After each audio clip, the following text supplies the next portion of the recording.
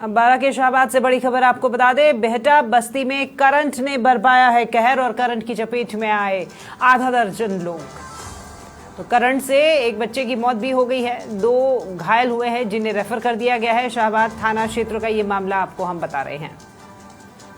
तो बारा की शाहबाद से ये बड़ी खबर बता दें, यहाँ पर बेहटा बस्ती में करंट ने बरपाया है कहर। करंट लगा है, करंट की चपेट में आधा दर्जन लोग आ गए हैं और करंट से एक बच्चे की मौत भी हो गई है।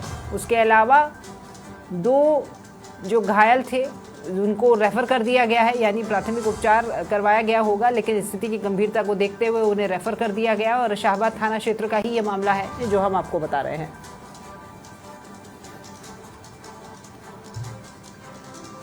अब आधा दर्जन लोग करंट की चपेट में आए हैं। करंट कैसे लगा, कैसे लोग चपेट में आए, ये जानकारी भी ले लेते हैं। संवाददाता अनिल भार्गव हमारे साथ में जुड़ गए हैं। अनिल, ये करंट लगा कैसे और आधा दर्जन लोग इसकी चपेट में आए हैं? जी राखी, मैं आपको बता दूं, ये शाहबाद थाना क्षेत्र के बेहटा गांव का मामला है, जहां पर घरों में बिजली सप्लाई देने वाली जो बिजली डीपी होती है ट्रांसफार्मर, उसमें बिजली सप्लाई के साथ साथ 11 बिजली लाइन का करंट पहुंच गया, जिससे घरों में अन्य बिजली उपकरण चल रहे थे, जैसे कि गर्मी के मौसम में कूलर, पंखा, टीवी अलग अलग एक वो चल रहे थे इलेक्ट्रॉनिक संसाधन। ऐसे में उन लोगों ने उनको टच किया, जिससे करीब आधा दर्जन लोग करंट की चपेट में आए हैं और एक की अजय सैरिया नामक युवक की मौके पर ही मौत हो गई है। घायलों को शाहबाद चिकित्सालय में ले जाया गया, जहाँ से लोग गंभीर स्थिति होने पर उनको केलवाड़ा चिकित्सालय में रेफर कर दिया है। फिलहाल जो सैरिया बस्ती में करंट चला है, इससे बस्ती में दहशत का माहौल बना हुआ है। पुलिस आबादी की कार्रवाई में जुटी हुई है। जी, अब जिम्मेदार कौन है? इस तरीके से करंट फैला है, लोग अपने घरों में बैठे थे, एक बच्चा चला गया, 2 लोग घायल है। पुलिस तो पहुंची है वहां पर, लेकिन जो अन्य लोग जो बस्ती में हैं उन्होंने कुछ तो कहा होगा, वो आक्रोशित भी होंगे और शिकायत भी कर रहे होंगे।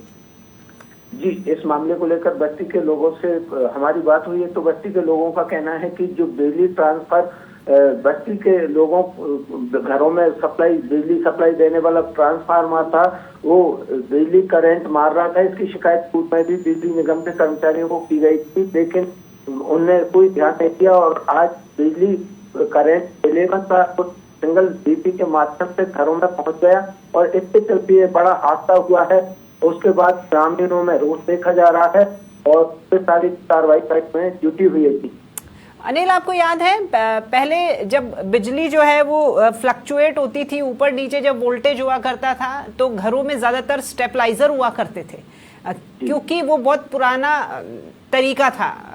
और अब वो सब चीजें नहीं रही हैं, लोग जो हैं वो आगे बढ़ रहे हैं। और लेकिन स्थितियां देखिए कि आज यहाँ पर किसी कच्ची बस्ती में इसी तरीके से बिजली फ्लक्चुएट हुई है और कितने घरों में कौन कौन चला गया, किसी का बेटा, किसी का भाई, किसी का बच्चा, खामियाजा कौन भुगतेगा?